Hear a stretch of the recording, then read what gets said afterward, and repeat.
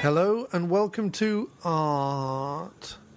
Hermé Pepperchope was a French painter and printmaker as well as a founding member of the post-impressionist group of avant-garde painters, the Casual Wafts. Pepperchope preferred to work from memory, using things he'd blown out of his nose or objects he'd found while sifting for orphans around Le Derrière Rouge section of Marseille as a reference, and his paintings are often characterized by a death-like smell or a smudge of green liquid, just in the corner there. The intimate domestic scenes, for which he is perhaps best known, often include a cockerel in compromising positions with a pigeon, who's definitely not really into it, while a heavily bored and liberally naked woman caresses a shotgun and a bowl of what looks like rat's teeth. Pepperchope has been described as the most thoroughly idiosyncratic and often quite flatulent of all the great 20th century painters by people who can't think of anything more to say about sodding art, and the usual vantage point of his compositions rely less on traditional modes of pictorial structure than voluptuous colour, poetic allusions, and vast quantities of bottled urine. Identified as a late practitioner of Impressionism in the earlier 20th century, Pepperchope has since been recognized for his unique use of color, his complex imagery, and his complete inability to draw feet properly. It's not just the colours that radiate in a Pepperchope, writes Belinda Winch, renowned art critic, ego and wanton layabout. There's also the heat of mixed emotions, rubbed into smoothness, shrouded in chromatic veils, and intensified by unexpected spatial conundrums and by elusive, uneasy figures with really, really badly drawn feet. Early life. Pepperchope was born in Fontenay-aux-Roses, Hauts-de-Seine, on the 3rd of October, 1867. He led a pungent and nonchalant youth as the son of a prominent official of the French Ministry of Cheese Debaters. He studied classics during his baccalaureate. At the insistence of his father, Pepperchope also studied animal husbandry and a Mrs. P. Drimblay, graduating and briefly practicing as a goat botherer in 1888, and he bothered Miss Drimblay quite a lot as well. However, he had also attended art classes at École des Beaux-Arts and Académie Julienne, named after little-known English poet and arsonist Julian Splur, and soon decided to become an artist. Career. His earlier works, such as Women Running Away From Me in Checkered Dresses, 1890, shows the influence of Japanese prints, and of course it also emerged that he was just absolutely crap at feet. In 1891 he met Toulouse-Lautrec's cousin, Arnold Lautrec, and began showing his work at the annual exhibition of the Société des Artistes Indépendants. In the same year, Pepperchope also began an association with La Revue Blanche, for which he and Edouard Villard designed frontispieces, a giant sort of cardboard arch adorned with big wobbly bottoms. Pepperchope's talent was highly questionable, especially in the feet department, but would be weirdly appreciated early in his career by short-sighted little people and idiots. One such malcontent was Claude Roger Lenin, who remarked in 1893 that he catches fleeting poses, steals unconscious gestures, crystallizes the most transient expressions, but fuck me, he's absolutely bollocks at feet. His first show was at the Galerie Durand-Ruel in 1896. In his 20s, Pepperchope was a part of the Casual Wafts, a group of young artists committed to creating work of symbolic, spiritual, and feet and ankle impaired nature. Other wafts included Villard and Maurice Kumquat, a well-known hater of milkmen and someone who in his later years would sculpt nothing but Pope hats. In addition to his paintings, Pepperchope would also become known for his posters, book illustrations, quiche Lorraine sex, and drunken knee dancing. Imitating the height-challenged Lautrec, he would prance around on his knees, hurling peculiar Dutch insults at tourists and demanding that they take all the clams out of his salad. It would be this that would force him to leave a very austere Paris in 1910 for the south of France, where they were much more tolerating of dangerous imbeciles. Pepperchope was described by his own friend and various historians who never met him as a man of large trousers and one who was unobtrusively independent of bowel. His life was relatively free from the tensions and reversals of untoward circumstance, and therefore was also free of anything resembling feminine company, a fact which drove him absolutely barking. It has been suggested that, like Daumier, whose life knew little serenity, Pepperchope produced a work during his 60 years' activity that follows an even line of development. But honestly, Christ, I mean, just look at how utterly awful he was at feet.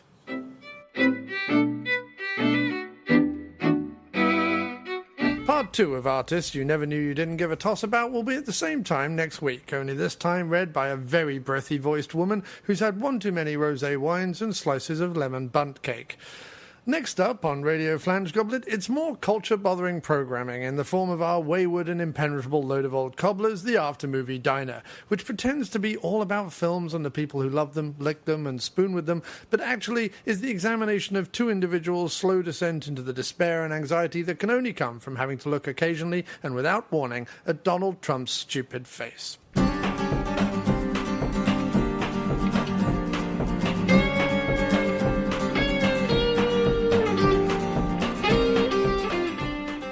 You're listening to the After Movie Diner with your host, John Cross.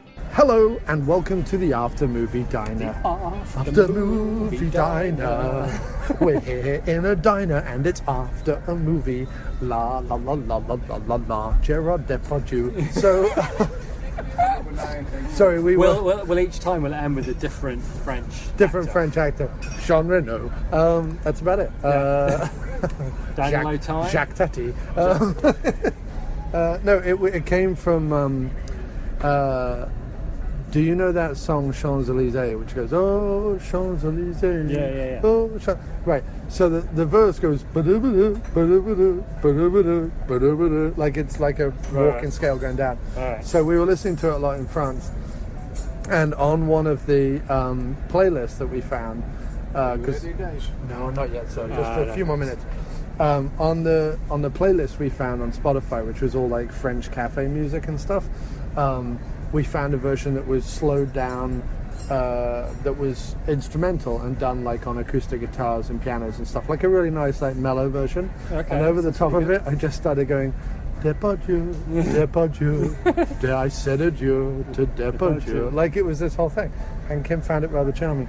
Yes, hello and welcome to the After Movie Diner here this week from the Red Flame Diner, which I think is on 43rd Street and 6th Avenue. We came here with Giles to do the Great Lost Whoops Apocalypse episode. Yeah, which I'm sorry I never put up, but we kind of it was around mostly election a political debate, and we sort of devolved into politics. And to be honest, the idea of wading through that and trying to find usable material kind of struck me as a bit daunting. It happened just before the actual election, so we were before the actual apocalypse. So depressed. Yeah, it was difficult to do anything.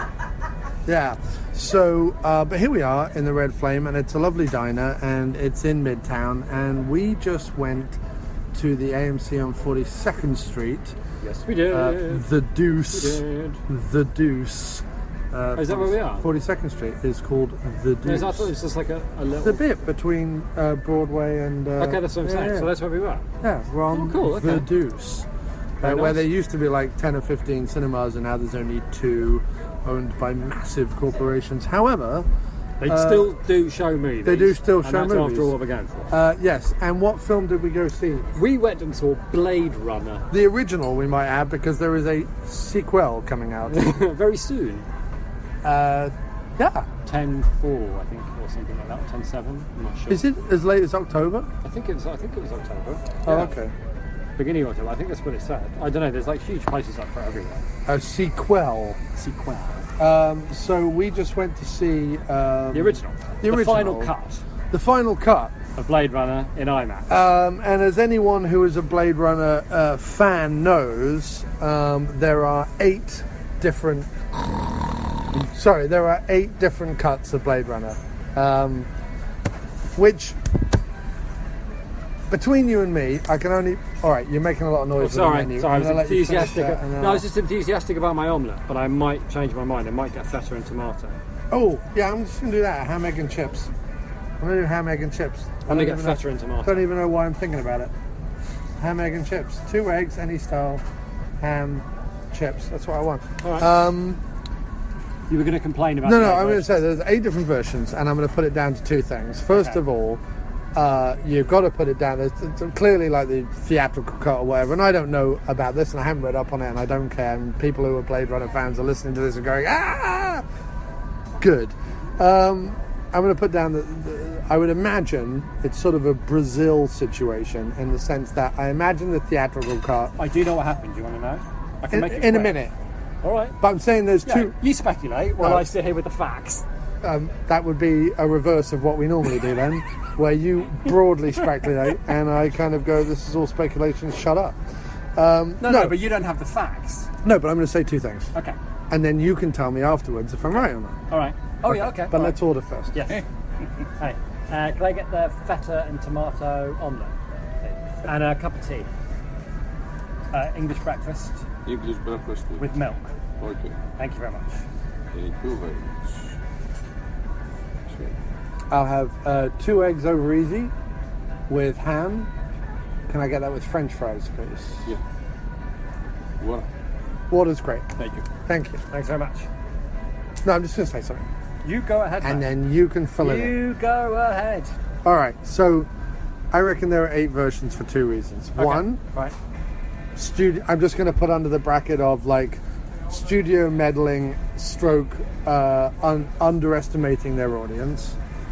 And the other reason I'm going to put like Ridley Scott's ego and constant tinkering. And because it is such a film of visuals that I imagine there's lots of moments where he was in the edit suite going, no, hold that a bit longer, and like maybe masturbating. I don't know. Like, I would just imagine that there's lots of different edits. There's probably, I mean, there's 8 we know about, but there's probably 100 where he's like, maybe we add an extra minute of, smoke and neon, and another extra minute of rain, and another extra minute of people not really saying anything or doing anything. Grey's fine, yeah. Thank you. So that's what I'm putting down, the 8 versions. Yeah, I think broadly that's true. I think... See? The It three- wasn't wild speculation. No, I didn't say it was wild speculation. I said, I know what happened. You went, shut up. I want to guess what happened. So why would we want to go down that necessarily? But fine, Right. that's okay. Let's do it. Thank you. And milk. Thank you very much.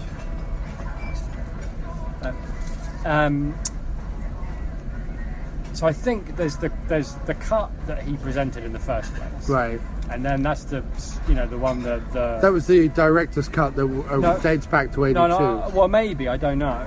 There's a director's cut that dates back to 82, which I think would probably be the thing that he originally It's possible. presented. Although, Because isn't there a version with a voiceover? yeah, and- so okay. I've seen 3 versions, I think. Okay. Because I've only seen the film 3 times, and once I saw it when me and John and Milborough went to the Lake District, and they had like the house we were staying in had like 9 VHSs, okay? And one 3 of them were Blade Runner. Blade Runner, and the one of them was Blade Runner on VHS, but from back in the day, or whatever, I guess. Yeah. And it was the voiceover one. That was the first one I ever saw. And then I saw the director's cut. And then I've seen this one. That's basically what I've seen. And the final cut and the director's cut are pretty close, right? I don't know why there is a final cut, although I think it's got something to do with the fact that, you remember way back in the day? Is it to do with the fact like, that the last sequence really doesn't make any sense and is simply cobbled together in the edit suite?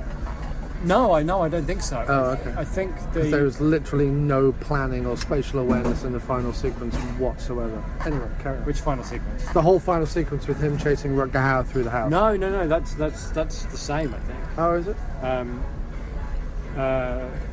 The bit that the studio made him film was him and Sean Young flying away, Right. like living happily ever after, basically. Right, the Brazil Love Conquers All version. Right. Right.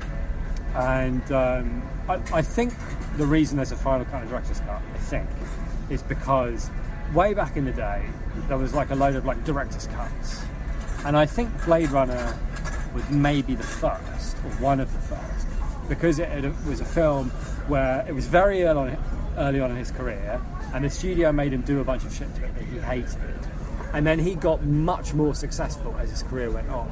to the point where he was able to go, I'd like to go back and I'd like to release my version of it, as it was. And I think they went, yeah, all right then, without really expecting much of it. And I think they probably did just release a version where he cut out the bits that he didn't want, removed the voiceover, because that's basically what he had. Do you know what I mean? He could lose the bits he didn't want, but that was kind of about it. Right. And I think that the final cut is the director's cut, but with the effects and the music that he would have wanted, but didn't get the chance to do at the time, because I don't think. Do we know that? Should I look it up? You can look it up if you want. So the theatrical version, the US version, the original version is the one with the voiceover and the happy ending. There is a work print version from 1982 that then did the rounds again in around 1990, 1991, and prompted Warner Brothers to do an official director's cut version from that work print. However, due to working on Thelma and Louise and various other obligations, Ridley Scott did not completely oversee the changing of the work print to the director's cut. The director's cut was then released in theaters for a while, and I believe is also available on DVD. But essentially, it was not overseen by Ridley Scott, but it did remove the happy ending and the voiceover, which is the stuff he had the problem with, and reinserted the unicorn dream sequence, which we'll talk about later in the episode. The final cut, which is the one that Jim and I saw at the theatre, is the absolute only version of Blade Runner that has had Ridley Scott's complete artistic control over, and therefore sort of remains the quintessential version that Ridley Scott now in 2015, 2017, because I think it was done in 2015, but it's obviously 2017 now. Anyway, it doesn't matter. The version that Ridley Scott wanted to put out to the world now, but not necessarily the version that 1982 Ridley Scott would have put out. But it is the version that essentially includes what the work print includes, adds the unicorn dream sequence and removes a couple of other little bits, but also adds some extra violence and some other stuff that was in other versions. So the final cut is sort of the version that people should watch if they want to watch what Ridley Scott expected them to watch, kind of thing. And my whole thing saying that it was a director's cut in 1982 was in fact the work print cut, which did eventually inform the director's cut in 1992. Fuck!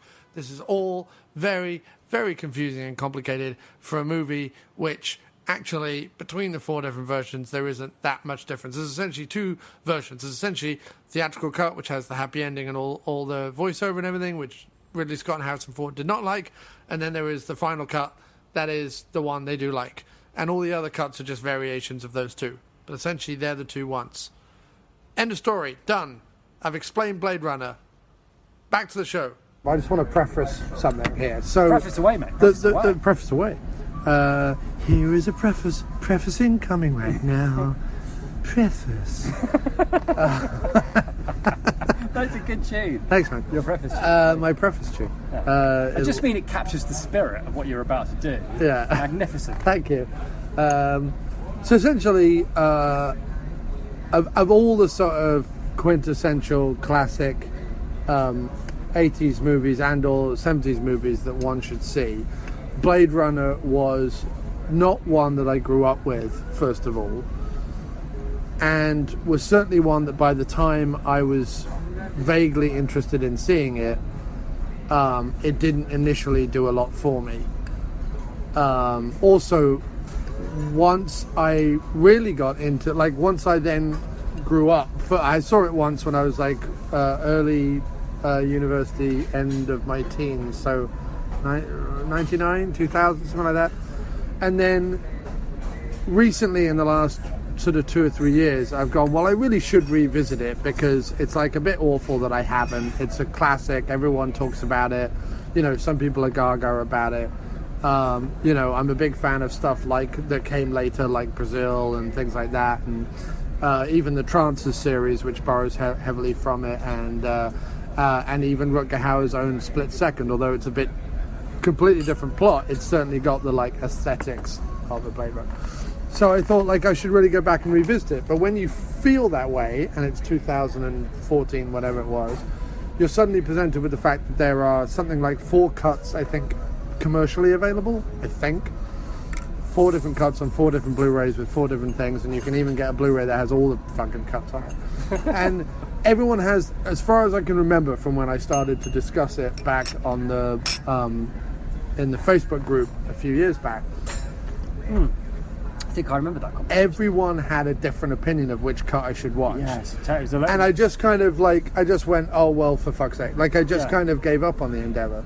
However, when you said Blade Runner showing, it's on IMAX, and your brother John, who's also appeared on the show before, had said, you know what, Blade Runner didn't do much for me, but when I saw it on the big screen, like, it changed my mind, and I totally understood it. That made sense to me, it made sense to you, and you said, hey, Blade Runner's showing one night only, IMAX, AMC, 42nd seat, let's go. And I was very... it's awesome. Smashing. Thank Perfect, you. thank you. Olha, Thanks, man. Ah. When you said, oh, it's playing, I was like, that sounds great, let's just do that. Because we were originally going to do Kingsman 2, and I don't know if we've ever covered Kingsman, the first one, on the show. I know I've obviously covered it on the diner because I met the director for breakfast, and I did a video interview with him and stuff. So I've definitely covered it on the website, but I don't think I've covered it on the podcast. And I don't really like doing sequels unless it's like a... So I'm glad we did this, is what I'm saying. Cool. But I wanted to just preface this for anyone listening to this, for it to be like the quintessential Blade Runner, everyone knows everything podcast that's like really in depth, and we know stories behind the scenes and stuff. We don't. Like, we're coming at this fairly fresh. We both come at it the same way, which is we're both huge sci-fi fans, both huge sci-fi nerds. We should be people that love Blade Runner, but we've always found ourselves distinctly underwhelmed by it.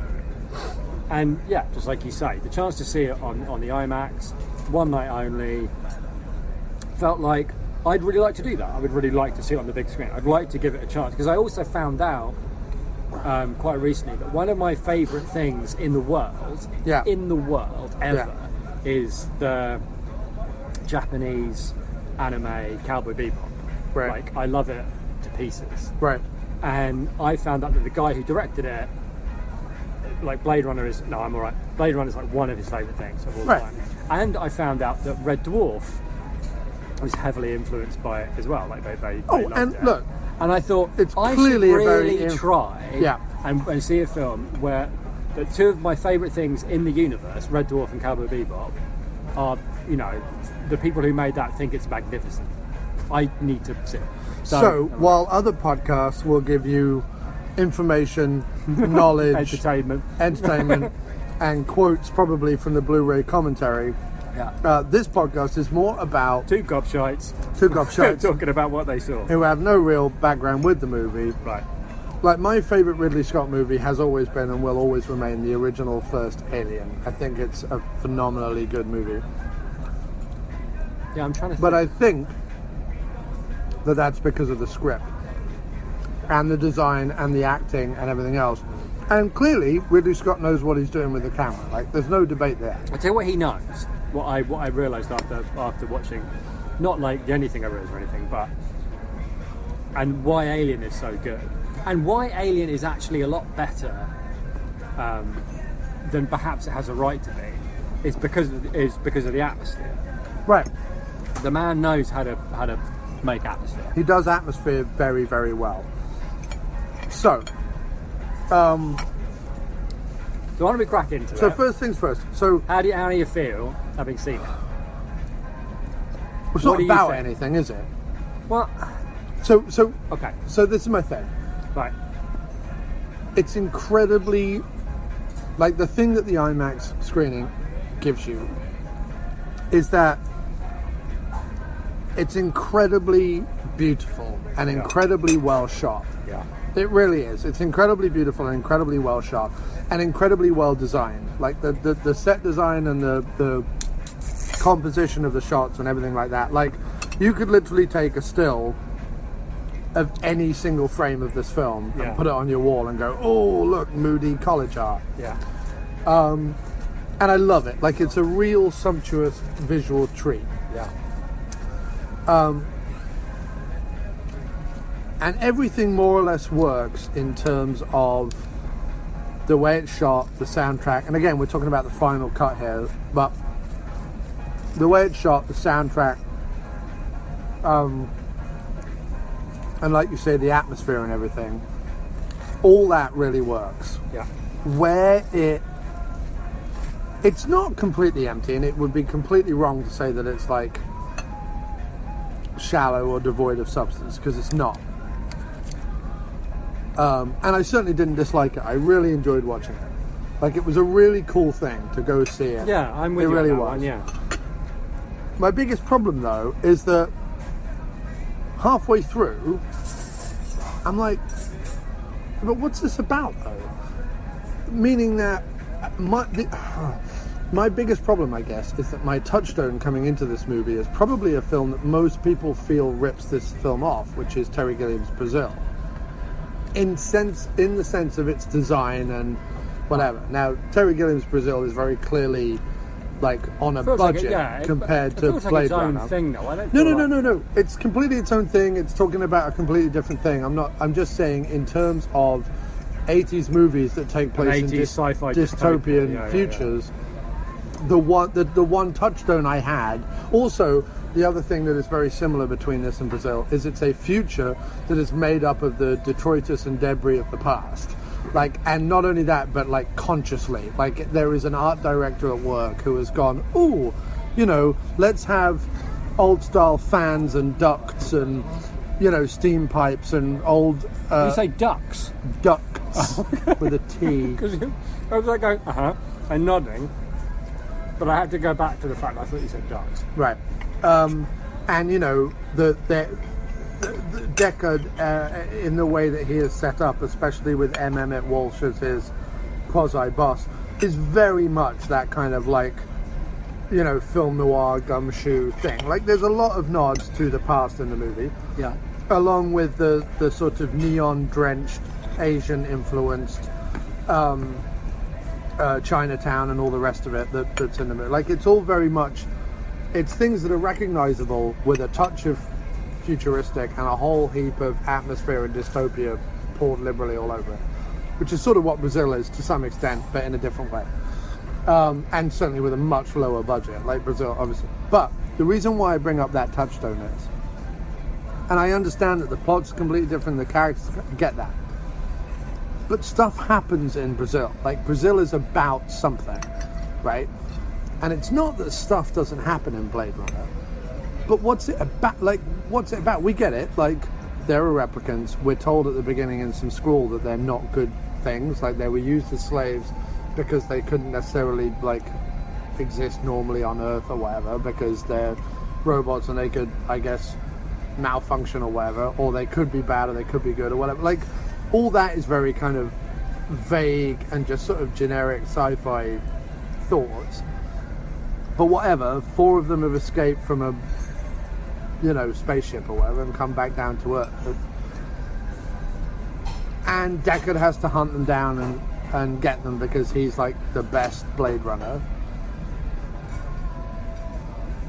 And then there are these occasional scenes where you're like, wait a minute, this is trying to say that it's about more than this. Like, it's about the nature of mortality. But it's not really, is it?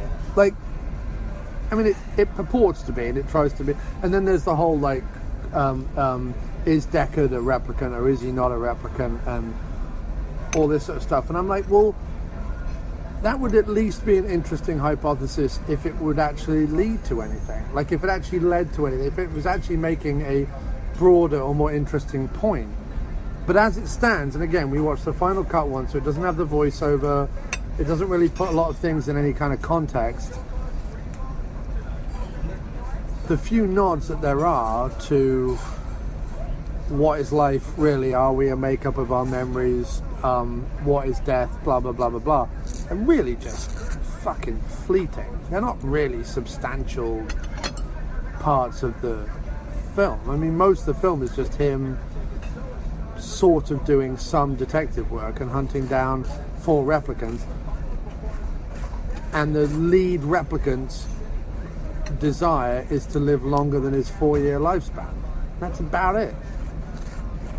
But what do you think it's about? No, I think that's very fair. Actually, I was thinking while I was watching it, I was thinking, okay, well, I'm now having legitimately a different experience to every other time I've seen it. I am enjoying this.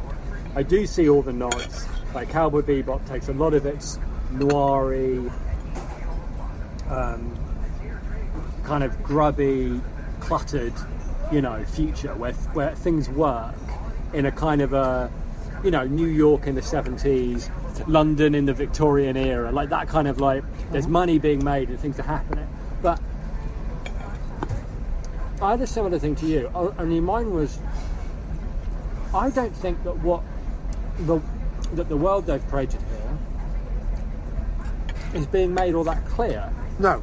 Like I think that it's something I thought when I watched the one with the voiceover. It's like, well, I didn't mind the voiceover. I didn't mind. Does the voiceover go into more detail, or is it just... I don't remember going into massive more detail, but I remember feeling a lot more grounded in what was happening. Right. And I remember the first time I watched it, actually I might have seen the one with the voiceover second, because I remember the first time I ever watched Blade Runner being completely lost and not knowing what the fuck's going on. Right. And lots of scenes of, wait, who? Wait, what? Anyway. There's a lot of, like, unanswered questions. And I think that he's creating... The reason I think it's a great movie, like, genuinely, I think it's a great movie, is because he's blending... he's creating like a genre, basically, like film noir space, film noir future. Right. And the mood of it. And has that really never been done before? I don't know. I don't know. I don't think so. Okay. But I don't know. Like that blending of genre, like cowboy space or no, I'm sure film noir space or whatever. I'm sure genre blending has been done. But the idea of like taking the mood of a film noir, right, which is neon drenched and rainy. No. But specifically, I mean the mood. Like specifically, it's melancholy. Yeah. It's kind of hopeless. But there's a kind of a doomed romance to the whole thing. You know what I mean? Like that idea that it's not going to end well, but we're here to get by and do our jobs. That whole kind of when more Sam Spade than Philip Marlowe. That idea of look, I solved the case, right, and everything else has nothing to do with me. Right. We're all here to get by, sister. And then transplanting that to the future, which is an interesting idea, because what they're saying is this melancholy of our souls is not going to be Star Trek'd away. It's not going to be taken away by us all coming together in a glorious, well organised. We're not going to go out there and see the stars and it's going to be amazing. It's going to be as sad and bleak and hopeless as our lives are now. It'll just be, more lights, and taller buildings. Right. And I think that's an interesting point to make, and an interesting... And does it ever become daylight? No, I don't think so. Is it always nighttime? I think it's always nighttime just because of the nature of what he's trying to do, and I think that's the point, right? I think the reason that he loses the voiceover, the reason he loses the happy ending, and the reason why it's not really about anything, and why it doesn't... A lot of things about it don't actually make sense when you think about them, is that I think he jettisons absolutely anything that spoils or slows down or alters the pace or feel of that mood. He wants to hit that mood completely square. Do you know what I mean? He wants to sit you down and you to feel a certain way all the way through that movie without mucking you around with ideas. Like he wants in a film noir isn't really, a good film noir isn't really about anything except, people trying to get... I mean, I suppose actually in a way it's about a lot of things.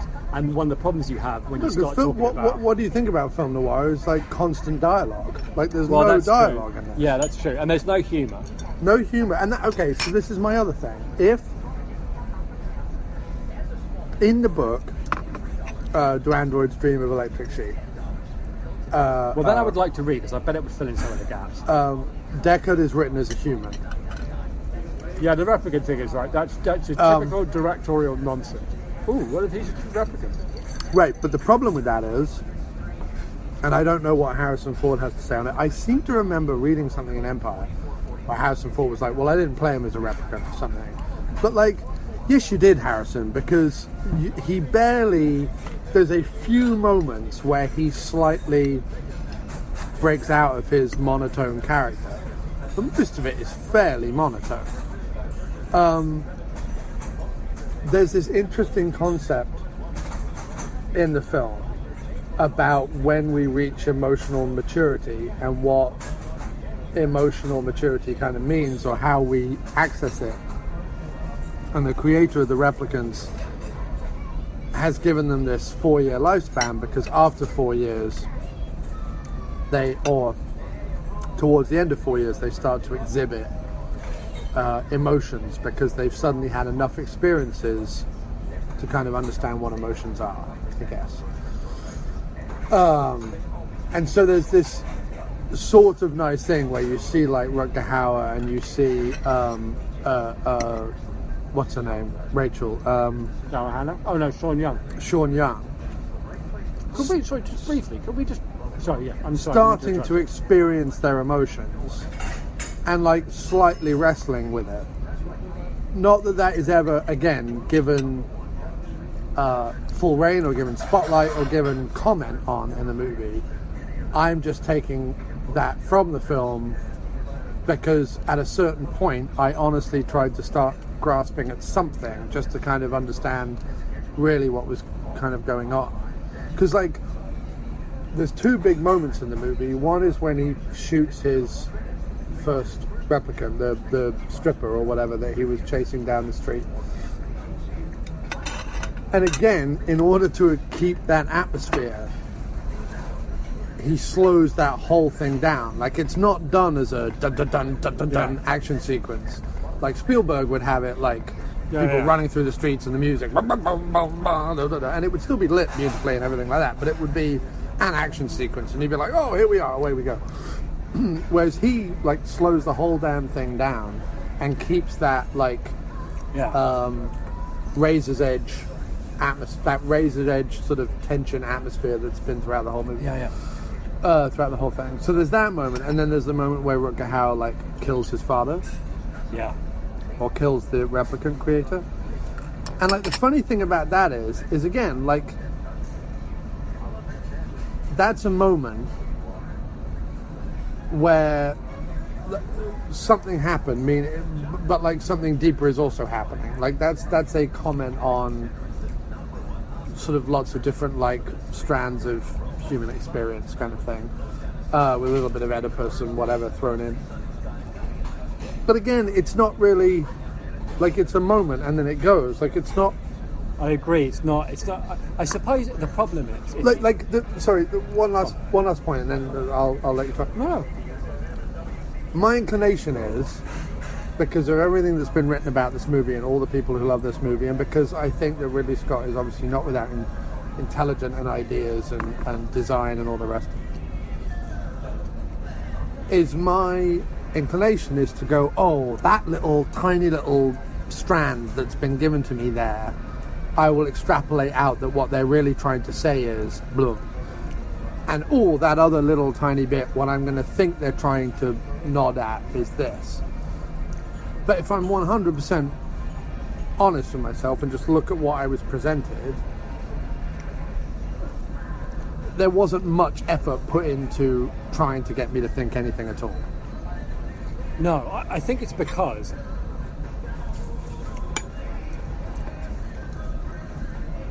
I think there's two. That's a terrible thing to say, but I think a director who's very visually gifted learns the power of suggestion, you know what I mean, and thought and ideas that images can have. Yeah. And I think that in a movie like Blade Runner, where he's decided, look, there's a lot going on here, I'm going to concentrate on the mood, and I'm going to have these, like you say, these like free-floating ideas from the book that I'm going to trust the images and the mood to carry across to people, because really I don't want to throw them out of the movie. I don't want to I think there's something going on. There's an argument to be made. And by the way, I'm not disagreeing with you. I actually think we think pretty much the same thing, which is cool. Mm-hmm. But I wonder whether the main strength of the movie, I think, is how immersive it is. You know, like when I'm watching it in the IMAX. Yeah. How utterly immersive the world was, and how I was completely swept up in it. Right. And I'm not sure that I wanted necessarily, while that was going on, to be thinking about life and death and God and mortality and machines and all the things that it was, you know, like you're saying, suggesting. Having the images like carry, like as you say, like these hints basically at these bigger ideas that maybe I go away and I think about later. But I think that what you're picking up on, which I think is true, is that I think a more experienced director wouldn't have been quite so scattershot with the things they were saying. Because I think you're right, it's about like, it's this, and because what you want is like, it only needs to be like 4 or 5 times that an image like suggests something. Yeah. And it's about, you have to know what your image is suggesting. You know what I mean? You have to know, and then you have to have each subsequent thing like add to that, build on top of it, so that by the end you're left with like an idea. You know what I mean? A feeling, or even like a longing. Like I've left cinema. Like Donnie Darko is a weird example, right? But I remember walking out of Donnie Darko at the cinema, having first seen it, not exactly knowing what it meant, and not exactly knowing what the fuck I was supposed to think, but having this really powerful feeling in me that I'd experienced something, that I'd experienced some kind of emotional catharsis. I don't know, I don't quite know how to explain it really, but it left me with a very definite feeling, you know? Thank you. No, I'm alright. No, yeah, I'm done with that. Thanks very much. Thank you, mate. Whereas this didn't really leave me with anything except, wow, that was fun. I'm glad I watched that. But I think you're right. I don't think it leaves you with a single, or not even a single, like just some idea, something he wanted to put across. I think the idea that he wanted to put across, the thing he wanted to accomplish, was building that world and that mood. Right. But like, for example, the conspiracy theory, or not the conspiracy theory, but the theory that Deckard is a replicant, right? Let's just put that out there. Okay. How does that add to, take away? No, but I think, but I think you're totally right. I think you're totally right. It's so like, what if he's a replicant? Exactly, it's a classic example of what's wrong with the movie. It's like, as far as Ridley Scott's concerned, because he's like worrying about other things, you know, like how much rain and presumably like what's the Japanese writing going to say, right? Because you can bet. Is it Chinese or Japanese? They kept saying Chinatown. No, they said Chinatown once, but I thought that it was because I thought the whole. I could be wrong about this. Given it was made in '82, which was the height of America being paranoid that Japan was going to take over the world. I don't know, dude. I don't know. I'm sorry to offend anyone, but I don't know. I think it's Japanese. I don't know in the movie. I thought just because they said Chinatown, I just assumed China. Because they're geishas on the adverts, I think. Geishas. Right. I think it's Japan. Anyway, I'm just saying, you can bet that Ridley Scott spent a week, probably, in a room figuring out what the writing was going to say. You know what I mean? Without anybody ever knowing what it was going to be. Anyway. What was I wittering about before? I forgot what I was wittering about now. I was saying, like, what does it matter? Yeah, you're right. It's like, he's going, wouldn't, you know, what if Deckard was a replicant? And for him, that question is interesting enough. And then he'll move on to the next thing. And all he has to do is, like, suggest a few times that Deckard's maybe a replicant. And that's interesting for him. But he doesn't know why it's interesting. You know what I mean? Because it's like, not on its own. For example, there's that whole question about like why Deckard does what he does. Like, does he like replicants? Does he not like replicants? Did replicants hurt him at some point? Like, is he a government guy? Is he not a government guy? Like, why does it matter that he quit and then now he's come back into the fold? Like, what does that tell us? Like, was there a point where he got sick of hunting replicants and now he doesn't like them? Yeah, we literally have no idea how he feels about any of it. But then we're also meant to be somewhat invested, especially based on the ending, of this meeting that he has with a woman that he's 99% sure is a replicant, and yet instead of killing her, he falls in love with her. But in a really weird kind of like, well, I can tell her to say these things because she's just a replicant.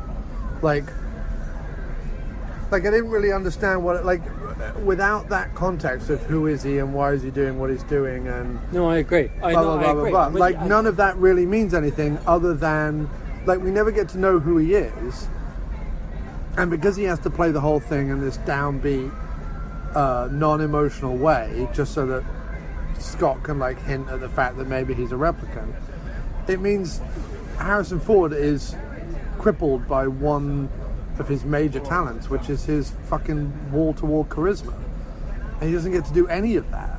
So while he puts in a great performance, everyone puts in a great performance, like the performances are fine, it's kind of a frustrating watch because you're kind of like, well, I don't know who this guy is. I know that he's like a gumshoe who's the best, Blade Runner or whatever, and who like has quit the service but is pulled back in, and then seems to like go, well, I'm back in, so here I go, I'm going to do the case and find the replicants and shoot them and da-da-da-da-da. But then when he shoots the first one, he's a little like shaken by it, because like he shoots one, and then very quickly afterwards Rachel shoots one, because apparently there's only, in this town of Los Angeles, despite it being a massive sprawling metropolis, there's only one square where everyone seems to be right at the moment where all this goes down. Yeah. But okay, he shoots one, she shoots one, and then they have this mutual moment where they're like, oh, I'm shaking, and oh, I get the shakes too, and da-da-da-da-da. Like, is that meant to be Scott going, oh, look, when replicants kill other replicants, they get shakes, and oh, that must mean he's You're a right, replicant? it does undermine it. No, you're right, it undermines everything, because... Or is it meant to be like, oh, look, the replicant's becoming more human, so therefore, like, killing another replicant, therefore, would have the same reaction in her that it would have if a human killed another human? And even if they are the questions I'm meant to be asking, so what? Like, what is that? No, but I mean... No, I agree, I'm with you. You can go down a psychological rabbit hole you. about all these questions, but ultimately it comes up to the question of, like, so what? It doesn't amount to anything unless for example, if the replicants are a metaphor for something, or an allegory for something, or a representation of something, great, but, like, they're not really. I suppose they're meant to be a replication of us, but then there are also humans in the movie, so they are as well. Like, it doesn't... Well, okay, so here's a thing, right? Which is, I wanted to get your opinion on, because I think it kind of ties in with what you're saying, which is there's like these two quite cool, I think, half ideas in the movie that I think like cancel each other out, because they're never answered and they're never really dealt with, and they're just kind of left to sit there as like, ooh, what if, like possibilities, right? But they end up meaning nothing. So on the one hand, right, you've got the replicants who are all. And again, the Harrison Ford that is your isn't your replicant, like, the more I think about it, like, cripples the movie. Because it's like, you can't have a movie where you're setting one thing up against another, and we're supposed to draw, like, contrasts. Because they look like us, and they bleed, and, like, they're a bit stronger, but basically they're the same, right? They're a bit smarter and a bit stronger, but that's basically it.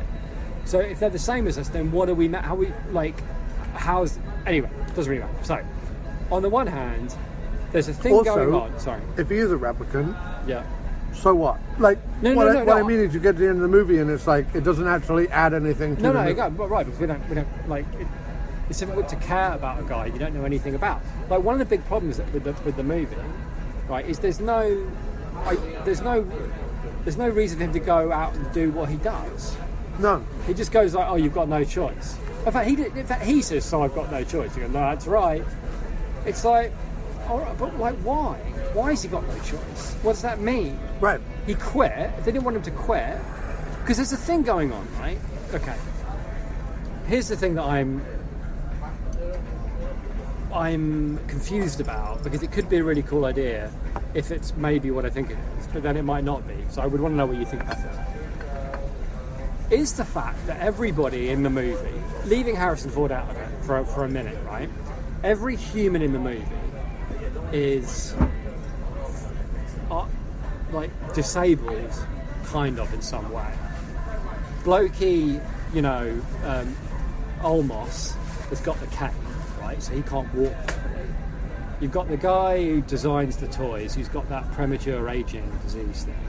you've got his boss who's like, well, fat and old and pretty clearly unhealthy, and there's repeated shots of the people like stealing the hubcaps, and they like rip off his car, and they're like dwarfs and midgets.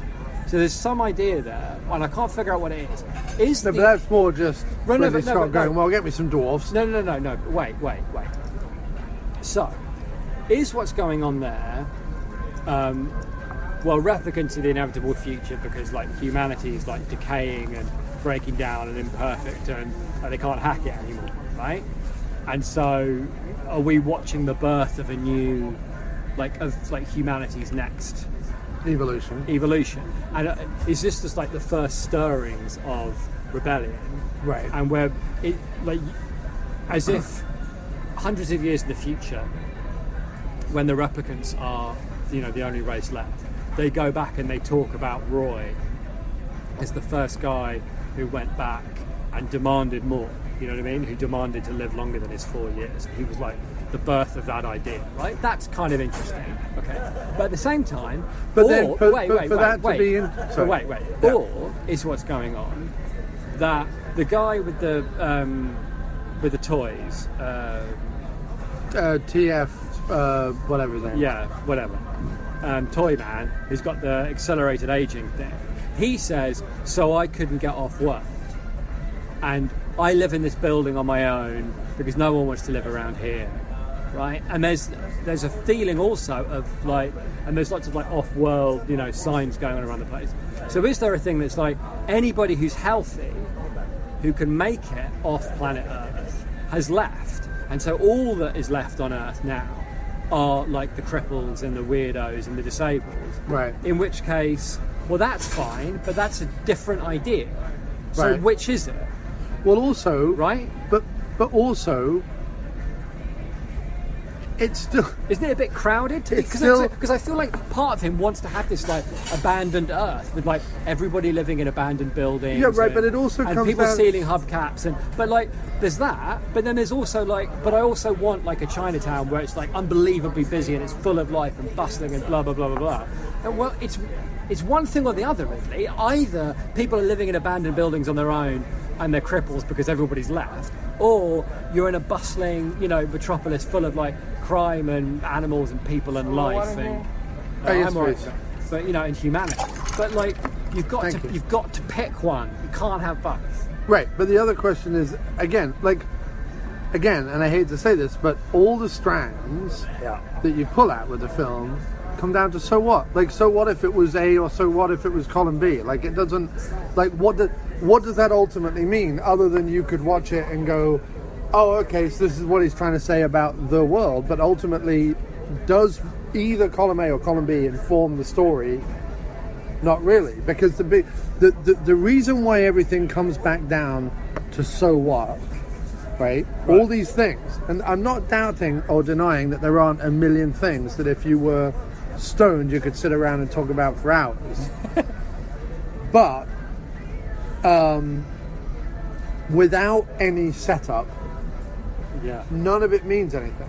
It's true that because we don't know what governmental system there is. We don't know how many people are off-world or on-world. We know that there are corporations. But we know that there are corporations. But if, as your hypothesis says, a lot of the actual wealthy and affluent and healthy people are actually living off-world, why would corporations be left on Earth anyway? Right. Like, and what would they be doing? And if the job is to like build replicants, there's just one big like mastermind behind that who's doing all the building and all the working and all the genius behind it. Yeah, like, where are the factors? Where are the like? Well, you're forgetting. In order to build thousands of replicants, you just need one guy in Chinatown making eyes, right? And you need another guy who's got so much time on his hands. He's built like hundreds and hundreds of toys, as well as designed all the replicants. And then the mastermind, he's like designed all of them, or at least the process, I guess. But there's no factories. One of the things what I mean is, we don't know the situation of the world, the geopolitical situation of the world, right? We don't know any of Deckard's backstory whatsoever, right? We don't really know. We know that there's this corporation, but we don't know, well, are they evil? Are they good? Are they a bit of both? We know that replicants have been made as slaves, but we also know that down on Earth we wipe them out. And we're wiping them out. Why? Because of fear, or because someone told us to, or because they're evolving. But then they also all die after 4 years anyway. So was there a period where in those 4 years they did huge amounts of destructive damage and we were not I know that Rutger Hauer killed someone, but he killed someone because he was wrestling with his emotions, didn't quite, and thought that he could live longer, and now he can't live longer, and he had to face his own mortality, but also face his father. So there was this big conflict in him, and he killed him through rage because he didn't know how to handle his emotions. I understand that, but was he evil apart from that? And I mean, apart from the fact that he couldn't pick an accent and he had bleached blonde hair, apart from that, was there? I didn't. And again, I still get to the point where I go, well, so what? At least with most sci-fi, even cold, analytical, tedious, overwritten sci-fi has a point they're making. Either about what they think the future is going to be and the reasons for it, or as a reflection of the society that's going on now. But Blade Runner doesn't really do either. It's not about the sins of modern society are going to create this situation in the future. It's not really about that. It's not like Mad Maxy in the sense where they're well, because we've used up all our natural resources, we now live in this scenario. But it's also not about what's it saying about the world of today or even the world of the 80s. Nothing except that corporations will build things that might destroy us. I mean, I don't really... I suppose the thing is, and again... And there's four replicants to millions of humans, so and they only live 4 years. How many people can they kill? And it's not like a Terminator situation. None of it, what's it about? I come back to that question all the time. I think one of the problems, presumably, is that a lot of the big decisions of the movie, a lot of the stakes that you're talking about, get decided in the crawl, before anything's even happened in the movie. Right. Replicants are evil, they deserve to die, that's it, right? So there's no, should I or shouldn't I? Harrison Ford never, at any point, struggles. He, is melancholy afterwards, but that could be anything. You know what I mean? In fact, he's drunk before he kills the first one. It's not immediately clear why, except that, I don't know, maybe the drinks are strong in that bar. But... Is he drunk? Yeah, because he calls up, when he calls up Sean Young, he's a bit pissed, I think. Okay.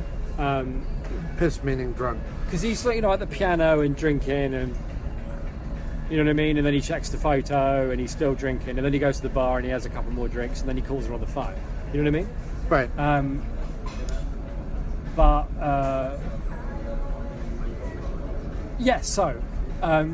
All I know is two things. One, it's based on the story Do Androids Dream of Electric Sheep, right? And I know Screamers, right? Which made kind of a similar point, but in a simpler way.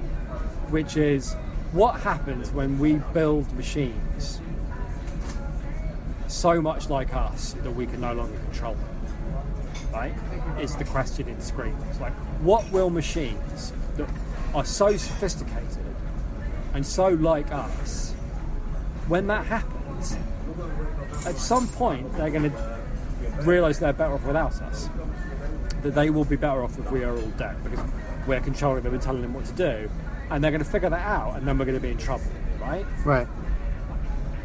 And so, when you talk about that question about, android life, and, one that AI and iRobot and all manner of gobbledygook has been going on about it for ages, what's the morality of creating, something, a sentient life, as it were, intelligent life, and still controlling it? And, what's the morality of your power over it? And at what point is that going to come back and wipe you out because you have ultimately created something that is more sophisticated and more evolved than you are, right? So you are effectively bringing around about your own, you're your own meteorite, basically. Do you know what I mean? Right, yeah. So, but the problem with the movie is that all happens before. Like, the idea that they're dangerous and they're trouble and we need to keep them off Earth and all that has already been decided. So, I guess what I'm saying is I agree with you, because so much of the reason it adds up to so what is none of it changes the status quo. You know what I mean? If this had been a French movie, right, and they'd remade it in America, you can bet they'd have added in, like, some stakes. You know what I mean? That, like, he had a family that died and was killed by a replicant, or I don't know, something that would have, like, an emotional through line or stakes or something that would make what was going on have purpose. But instead it's this kind of, got this film noir, nothing's going to change and that's life. But you're talking, the whole movie is about how things are going to change and how you don't have control, but you do have control, and morality in life. There's lots of stuff going on that need to be discussed. And the unicorn. Right, and we'll come back to the unicorn. But essentially Ridley Scott is taking all these complicated questions, right? And this is what I think. It boils down to this, I think. There's all these complicated questions of life and death, and what is life, and what is consciousness, and what is meaning, and how much control do we have over our fellow human beings, and how much should we have over other human beings or other life, right? And he answers all of that by presenting it with a film noir answer to all problems, which is, well, what are you going to do?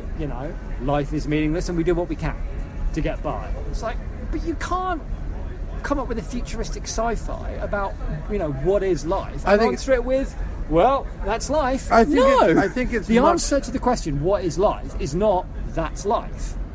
That is my criticism of Blade Runner. It kind of is. Like that.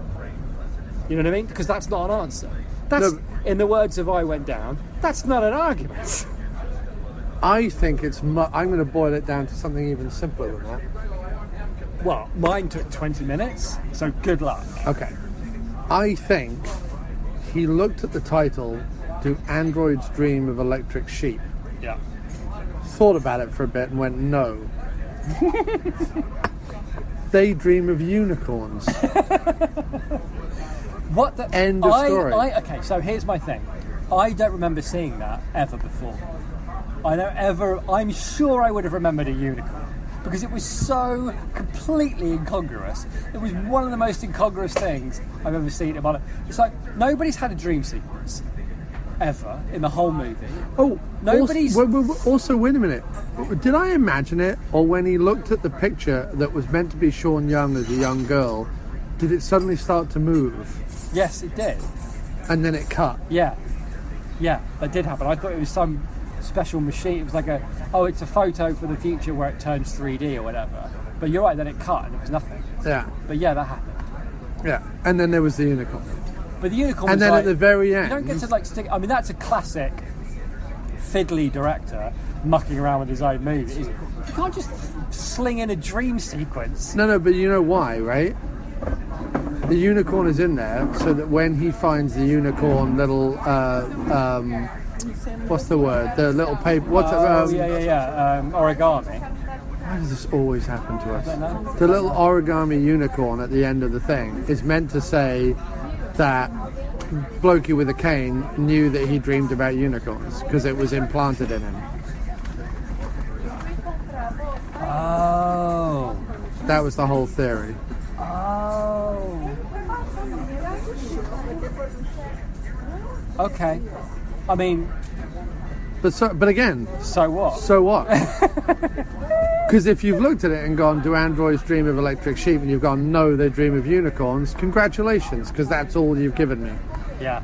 No, I think that's fair. The After Movie Diner with John Cross will return right after this. Hey everyone, this is Bowmine Bob from Bowling with Bobcat. You can listen to me live every Monday night at 10 p.m. Eastern at sfdradio.com, where I'm bringing you the best of the worst in cheap booze, talking bum wine, beers, 40s, malt liquor, and more. Always featuring the latest and greatest in the world of drinking and entertainment, along with some special guests. So come on down and take a ride with Bumwine Bob. If you can't be there live, you can always listen in the archives at bumwinebob.com. So sit back, relax, grab a drink, and enjoy. Cheers. Good morning. Are you single and ready to mingle? Well, you're in luck, because you can find your match by listening to the greatest podcast on earth, and it's called the Poop Culture Podcast.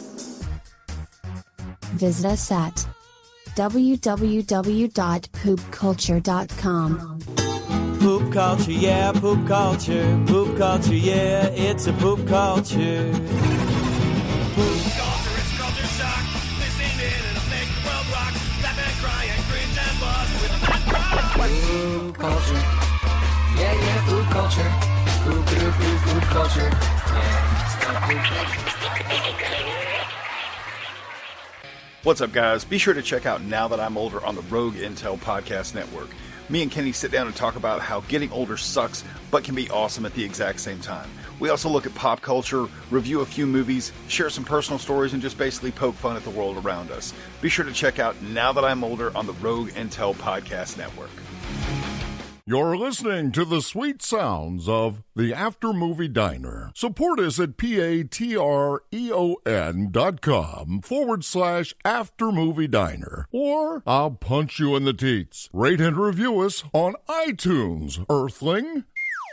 One of the good things about this movie that I had totally not realised before, and have never ever thought since, and probably never will think again, was Sean Young was really good.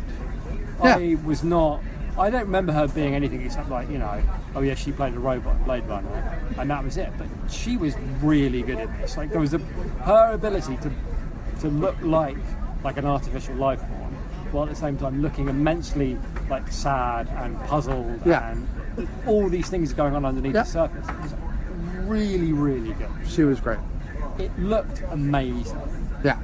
The shot of she was just like looking, and then Harrison Ford comes in to the shot next to her was just little things like that. Not just the fact that one of the things that annoyed me about it actually is that opening sequence of Los Angeles with the flaming chimneys wasn't very good at the beginning. It was that doesn't look like a very. I mean, I get the big building. Oh, in the I middle. thought it looked really good. No, I didn't think it looked that good. I like the big building in the middle, but the film looks amazing. The effects work and the model work and the design is incredible. Still hold up. Yeah. The blocking and photography and all the rest of it is phenomenal. The soundtrack is really good. The soundtrack's really good. It's not often that you can get away with. Very few people, other than Jeff Lynne, can get away with melancholy synthesizers, right? And have that be moody, as opposed to awful and 80s. Yeah, awful. Yeah, exactly. Dating. It doesn't date it. It doesn't date it at all. It's not a dated movie. Even though it's quite funny every now and then to think that this is in 2 years' time or whatever. Right. And they're going, look at my clunky phone and my super sophisticated call box device, and I don't know. That's quite fun. And the flying cars. And then there's a quite fun thing. It's they've got huge flying televisions advertising things. You go, so that, Ridley, is your idea of the future. But your other idea of the future is that people have umbrellas that have lights in the stems. Right. I know it's quite fun. No. I mean, there's no thought whatsoever necessarily to the future as a concept. All the thought is just design. What design. There's no thought to what the government can be. There's no thought to what the corporation's there for. There's no thought to what this hodgepodge of the future is. There's not no one sat down and planned it out. It's just they've gone to the costume designer and gone, make a futuristic looking umbrella. Yeah. Oh well, I'll put lights in it or whatever. It's right down to that. I have to say that. There's a couple of and again, look, we're talking about the final cut. I don't know what the other cuts are like, but there's a couple of really massively glaring filmmaking errors. Forget the plot and the so what and all the rest of the stuff we've been discussing. And two of the major filmmaking errors in the film is it's not edited very well. It really isn't edited particularly well. And leading on from that, it's not because of the way it was shot, because of the way it was edited, or because of the way it's been put together, or whatever, it is not very good with spatial awareness at all.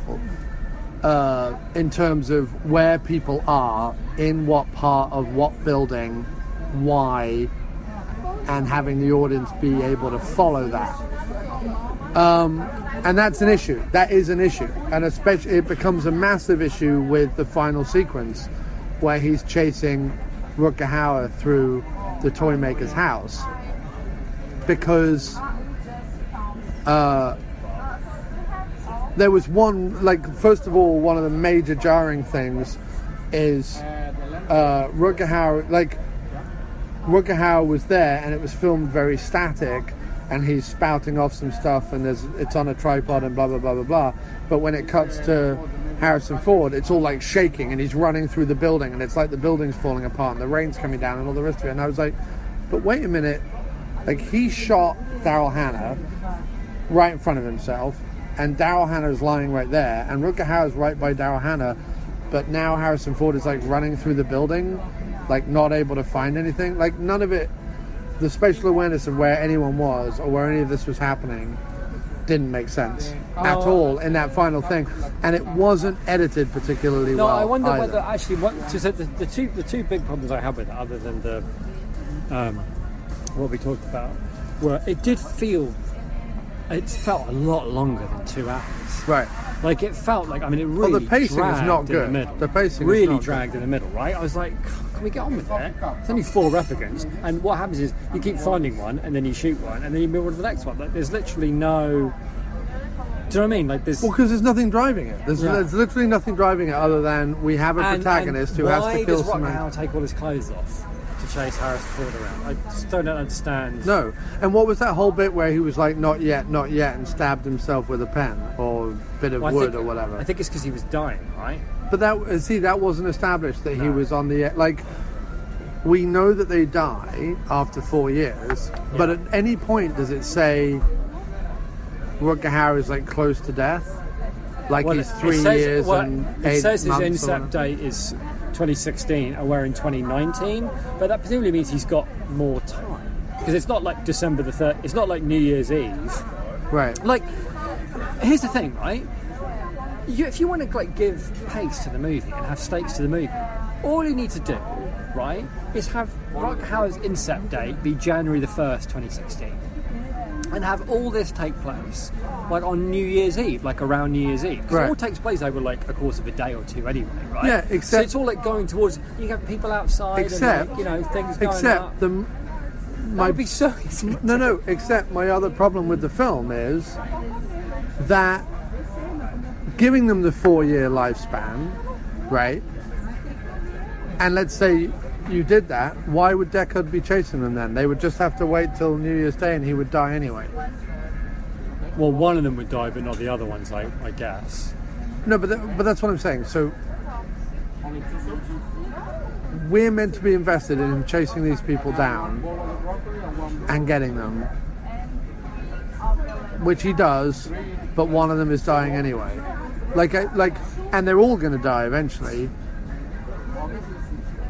And so there's that thing again where the thing the movie wants to say about mortality and about androids versus humans and da-da-da-da-da is gumming up the other plot line, which is Deckard has to get the 4 of them because what? Because hell will break loose? Because Rutger Hauer is going to kill all these people? No. He kills one person and goes back to the toy maker's house to hang out with Daryl Hannah. Like... Yeah. I don't... Yeah. Like, it's not like he leaves the having killed his father and then runs through the streets of LA, like, tearing the heads off people. It's not like anyone's in immediate danger by Rutger Hauer and Daryl Hannah prancing around an empty building. Like, I don't... Where's the momentum? Yeah, no, I agree. I mean, I think that's... It suffers. I mean, it suffers from a lot of stuff. And then he grabs a dove, like... Yeah, the dove. The dove was a bad move. I can only assume that, like, John Woo was, like, first AD or something. What about dove?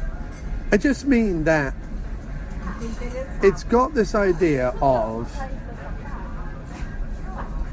well, if I design the hell out of it and we make it about replicants and humans and we say a little bit about mortality, that'll do. Like it. Well, I think it's more. I think the more likely explanation is, I think that one of the reasons, for example, like the flip side of this, I think one of the reasons that the two, the second and third Bourne films are really good, is because Greengrass took, I'm going to guess, quite a weighty script and threw nearly all of it away. Like, there's probably like 5 lines of dialogue, do you know what I mean, that he kept. He just threw tons of it away. Because he's like, we don't need to know that, that's fine. Who gives a shit? You know what I mean? He was going, don't care. And all he left with is, he's a bloke who's got no memory, leaving a swathe of destruction to, get him to back off it, basically. That's it. That's the story. That's all it needs to be, right? I think, because it had like 2 writers and there was an and, so that's like a script that's been rewritten substantially at least once. Oh, here comes the speculation. No. I'm just saying, it wouldn't surprise me if, because of what we're talking about and the power that he had. Like, no one talks about, the guy that wrote Blade Runner or whatever. Like, never even heard of it. Actually, they do, because when 12 Monkeys came out, they said written by Janet and David Peoples, who wrote Blade Runner. Oh, okay.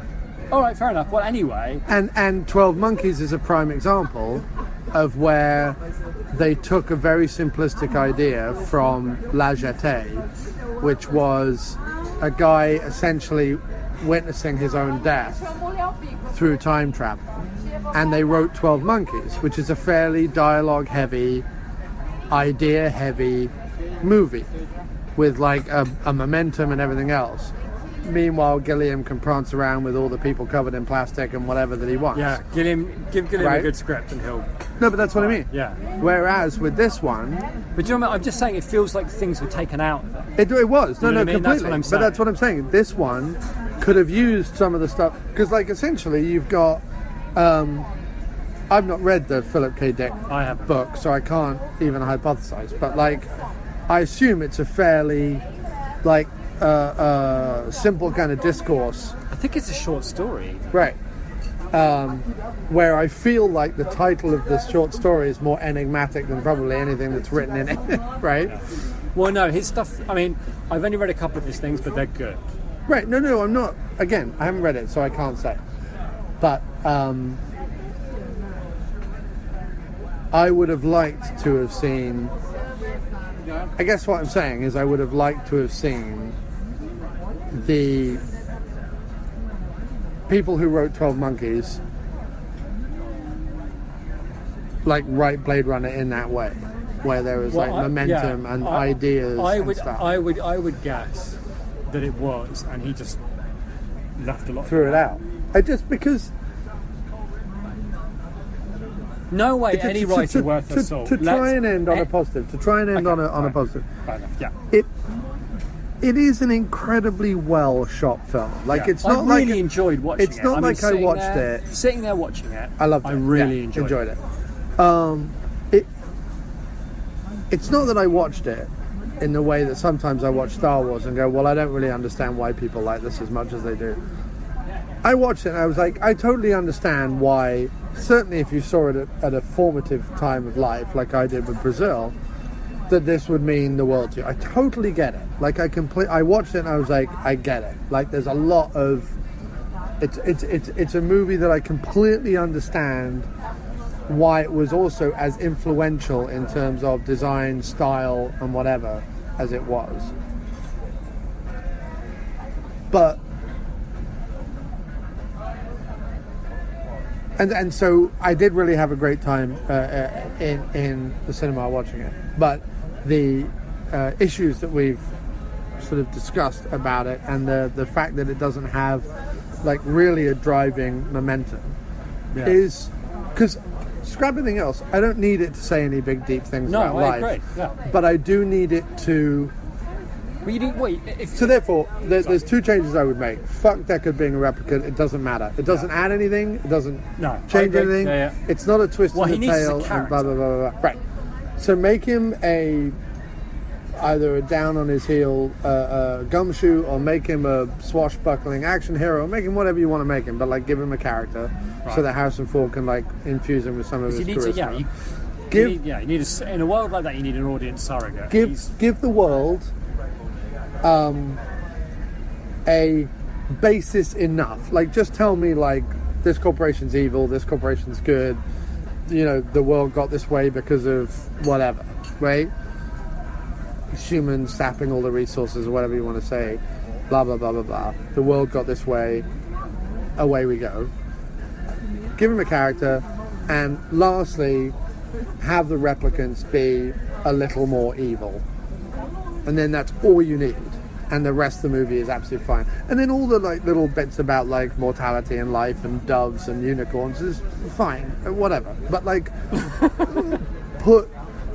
give me a movie that's driving towards something, even if it's, you know, I quit the force, but I'm being dragged back in, and you know, I quit the force because my wife was killed by a replicant, but now I find myself in love with a replicant. Like, at least that would... No, but you see, it could be even simpler than that. If the reason that he leaves... There really isn't much simpler than that, but yeah. I'm saying. No. I mean, with all of that, all you need is to have Harrison Ford have a reason why he left. Right. And even if that's just... Look, if the reason is, look, I don't like killing replicants because, like, their flesh and their blood and they think, and it's after a while it was starting to trouble me in weird ways I didn't completely understand, and I don't like doing it anymore. Well, tough, because you owe us, you know, you owe Stan the Chicken Man, you know, 3,000, you know, credits or whatever for all the chickens that you borrowed off him, and we're not even going to talk about what you did with them. So you've got to come back, and all right, I'll come back, you know, to pay back Stan the Chicken Man. But then his like struggle with like what he's doing, right?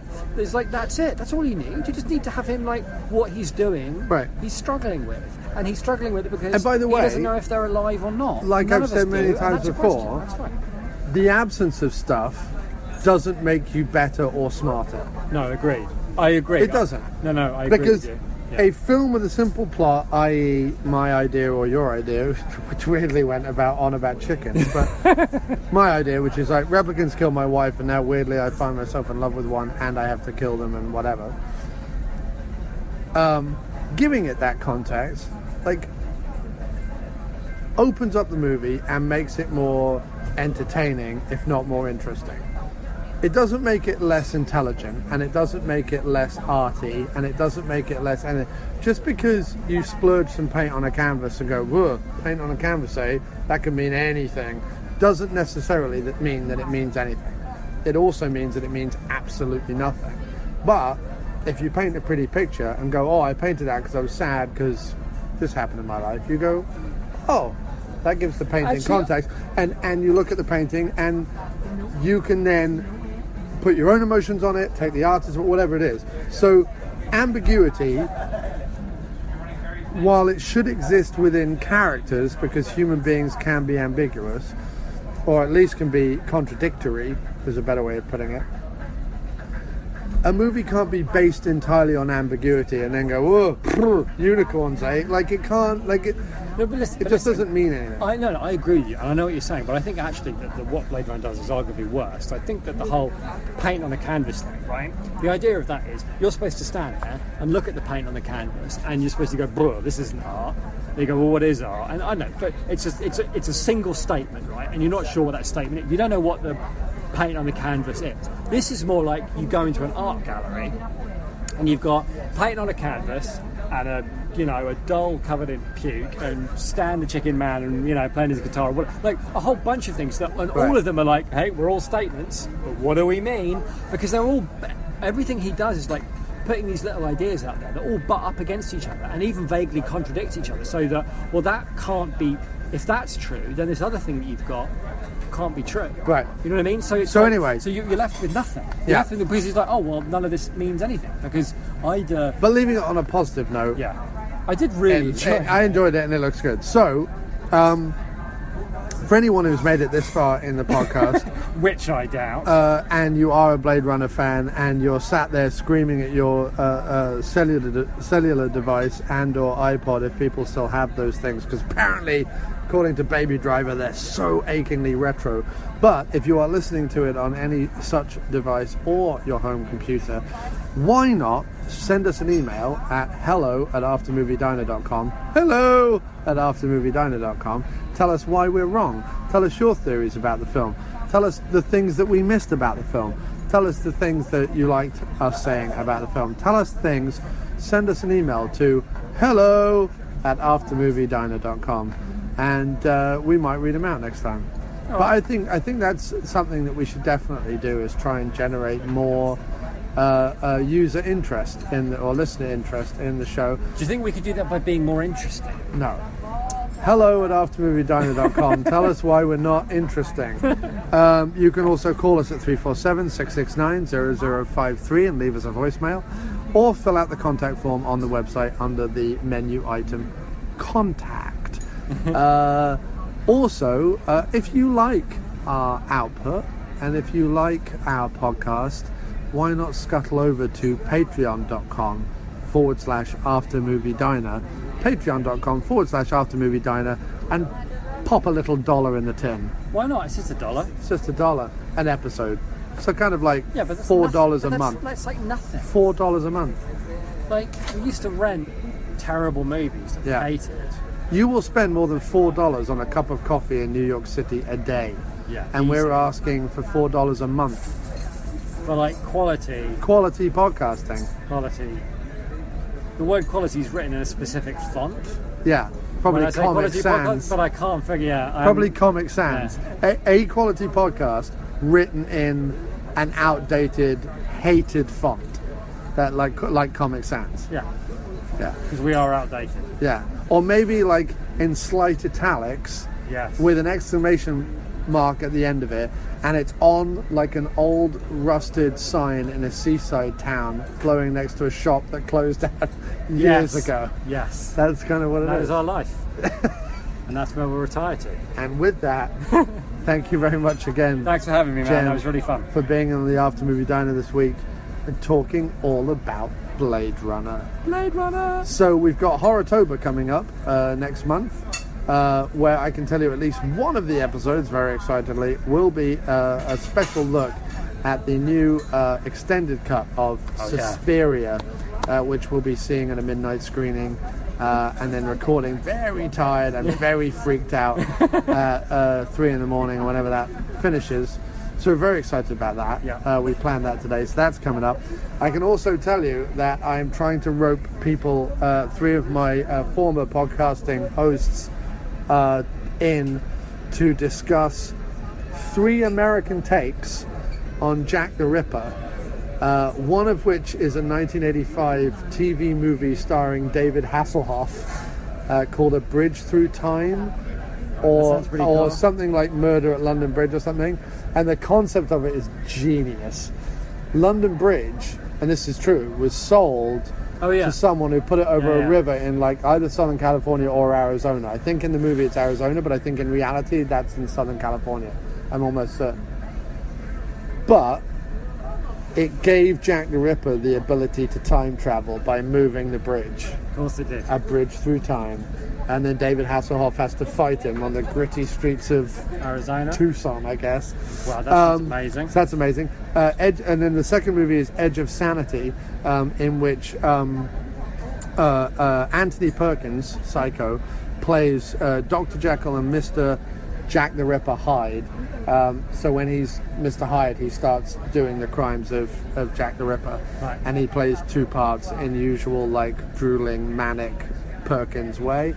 And then the last movie is called Hell's Gate, also called Bad Karma, and stars Patsy Kensit as a woman in hospital who believes the guy she's dating is the reincarnation of Jack the Ripper or something.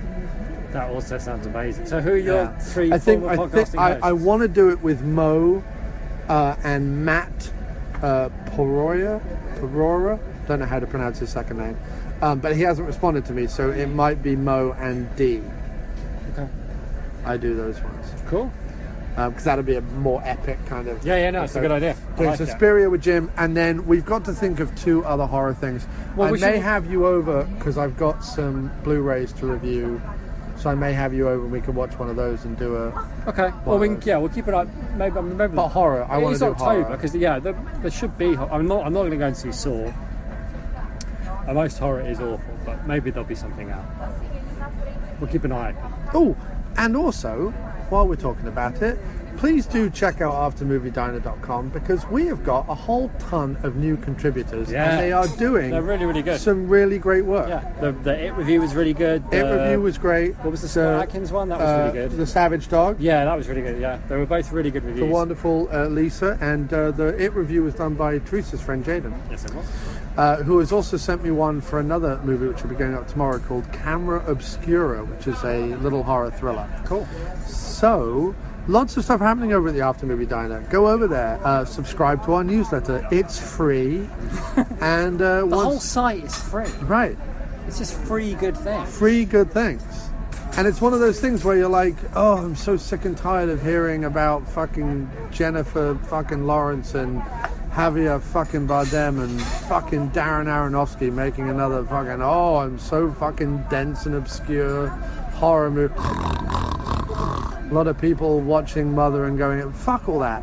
Who needs another article about Mother, exclamation point. What you need to do is go over to aftermoviediner.com and read Lisa's informative review of Attack of the Lederhosen Zombies. Yeah. Which did make me want to watch that film. Who doesn't want to read that? I read the It review and it made me want to watch it. And I read the Attack of the Lederhosen Zombies and it made me want to watch that. These are the marks of good reviews, I think. Yeah, Savage Dog. The moment I read, although I was going to watch it anyway, the moment I read Lisa's review, I was like, I have to watch it tonight. And I watched it tonight. That is the mark of a good review. It's a good review. More to come. Yes. Always more. Check it out. It never stops. Where other podcasts have fallen by the wayside, you merely get bigger and stronger. Yeah. And talk to Bruce Campbell. I did talk to Bruce Campbell and Scott Spiegel. And have thrown my feelers out there for some horror-related interview guests. Cool. So, well, if you get anybody that we could then go and watch a movie of theirs to support said interview, we could do that. Suspiria. Like Suspiria. But I'm saying if there's another feeler out for somebody else, right, and you want to like watch one of their movies. But we may have to have you over to mine just because it may be. That's have fine. To be. Also, the other thing is I have a subscription to Shudder, and there's like a billion horror movies. Yeah, they're really good. It is really good. Yeah. We stopped doing it because none of them are Teresa's cup of tea, but there are some really cool ones. Cool. All right, man. Thanks, man. That was pretty good. That was pretty interesting, I thought. Oh, sorry. No, I'm still recording that. I'm going to keep that in. Damn.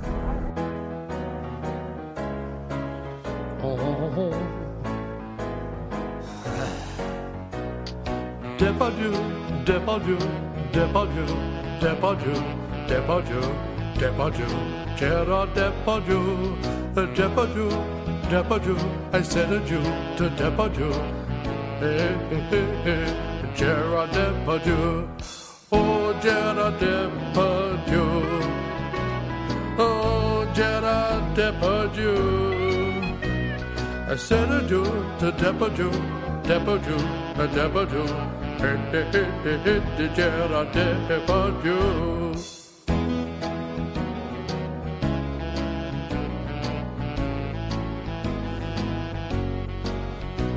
So where'd you go, Jean Reno? I want to know where you go, Jean Reno, Jean Reno, where do you go? Oh, Jean Reno, do you drive a Renault? Where'd you go, Jean Reno? I want to know where you go. Nobody nowhere, Jean Reno.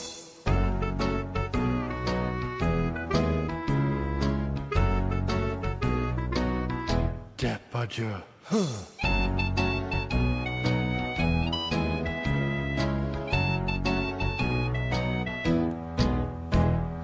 Depardieu, Depardieu, I said adieu to Depardieu, Depardieu, Depardieu, Gerard Depardieu, Depardieu, I said adieu to Depardieu. Now what do we do with Gerard Depardieu?